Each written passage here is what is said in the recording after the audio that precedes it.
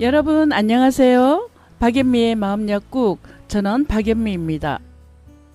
더워도 너무 더운 여름입니다. 폭우가 지나가니 폭염이 왔습니다. 우리 청취자분들 비 피해는 없으셨길 바래요. 이런 더운 날씨도 또 언제 그랬냐는 듯 금세 바람이 불어오는 가을이 온다는 게 자연의 이치겠지요. 여러분들 나름대로 더위를 피하는 방법들이 있을 텐데요. 저는 가끔 역사 고수가 박물관을 찾아가는 짧은 여행으로 더위를 잠시 잊기도 한답니다. 오늘의 고민 사연은 어떤 걸까요? 고민 사연 한번 들어볼게요. 저에겐 30년을 함께한 친구가 있습니다. 굳이 말을 많이 하지 않아도 서로를 알아주고 편하게 곁에 있을 수 있는 그런 사이였어요. 말없이 한 시간을 함께 보내도 전혀 어색하지 않은 그런 친구 말이에요.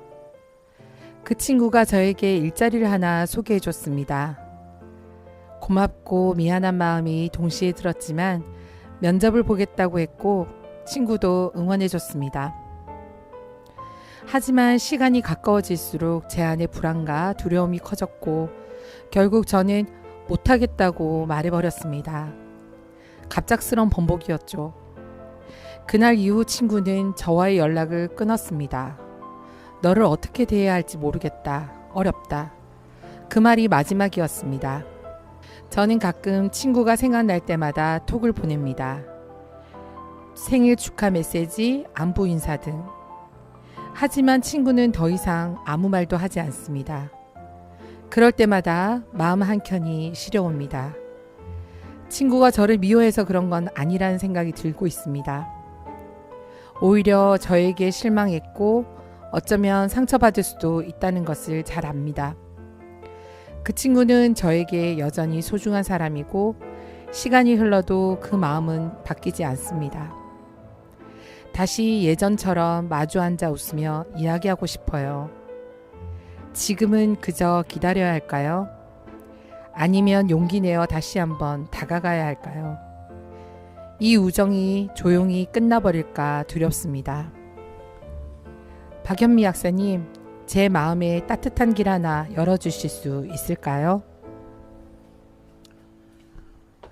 네, 사연 잘 들어봤는데요. 저도 사연자분과 비슷한 좀 일이 있었는데요. 우리가 흔히 이렇게 주변에 친구들이 살다 보면 내 마음과 다르게 그죠? 이런 일이 생기죠. 저도 사연자분처럼 그 친구랑 오랜 시간 거의 가족처럼 지내셨거든요. 근데 크게 어떻게 지금 제가 생각해 보니까 저 역시 저의 잘못이 많다는 느낌이 들어요. 그때 당시는 몰랐는데 시간이 흐르다 보니까 그때 내가 좀 더 말을 뾰족하게 하지 말고 좀 동글동글하게 했다면 어땠을까 하고 그런 생각을 들어 합니다.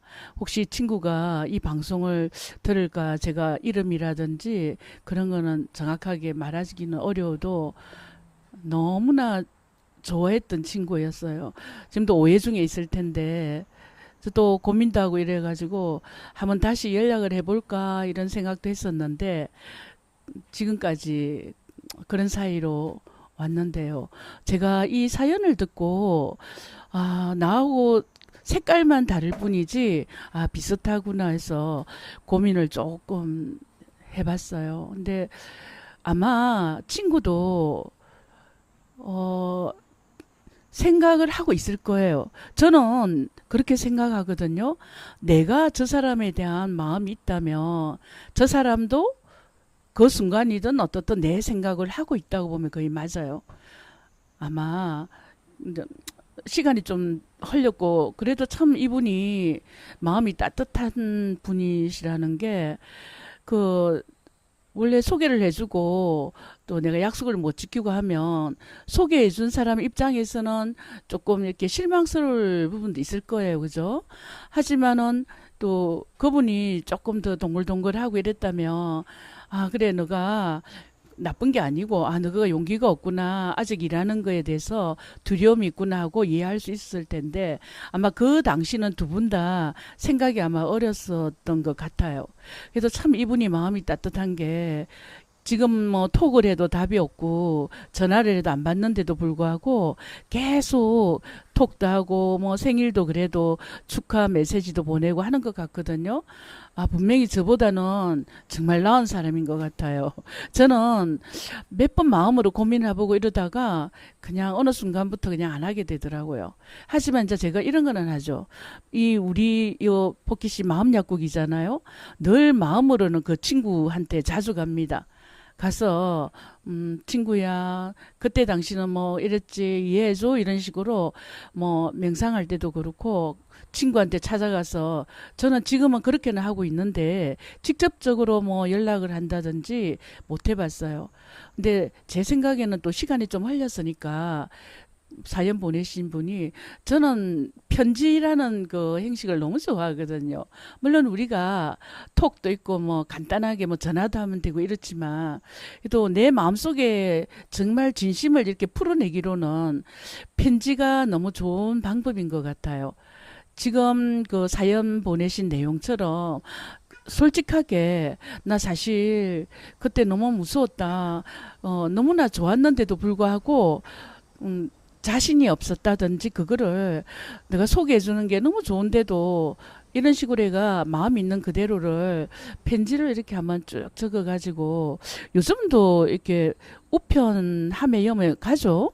아마 제 생각은 아마 그 우체국 같은 데 보니까 우표를 많이 팔더라고요. 그런 식으로 한번 속에 있는 이야기를 그림을 그려내듯이 있는 그대로 담담하게 써가지고 편지를 한번 보내보는 거는 어떨까요?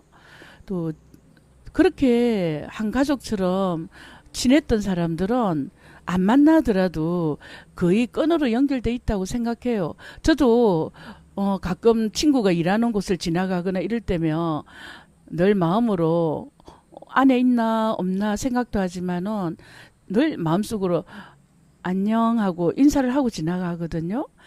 아마 저 역시도 아마 오늘 이 사연을 계기로 해서 조금 더 적극적으로 다시 저도 역시 뭐 편지든 이렇게 해가 친구한테 한번 연락을 해볼까 하는 생각이 들었어요. 제가 사실 고맙게 생각해요. 너무나 비슷한 건데 좀 이분은 나보다 낫다. 이게 오늘 제가 배운 부분이고요. 그러니까 좋은 사람이니까 그래도 포기하지 말고 편지라는 형식을 해가 있는 마음 그대로 전하고 아마 그러면 아마 연락이 제 생각은 올 것 같아요. 같은 김해 안에 살고 있죠? 거의 아실 거예요. 또 저도 용기가 없을 때가 저는 말은 이렇게 하고 있는데 생각보다 용기 없을 때가 많더라고요. 사연자분은 용기를 내가지고 편지라는 행식을 해가지고 한번 보내보세요. 좀 있으면 가을도 오고 날씨도 김해 참 아름다운 데 많죠. 박물관이 있는데 그런 데 있죠. 연락이 돼가지고 다시 만나서 그 박물관 그쪽으로 나들이도 하고 그랬으면 좋겠네요. 어디가 아프면 약을 처방받듯이 혼자서 고민하지 마시고 박앤미의 마음약국에 문을 두드려 주세요. 함께하면 고민은 줄고 행복은 늘어나는 거 아시죠? 저는 이제까지 김해 FM 동그라미 방송국 마음약국의 박앤미였습니다. 여러분 건강하십시오. 또 다음 사연에 뵐게요.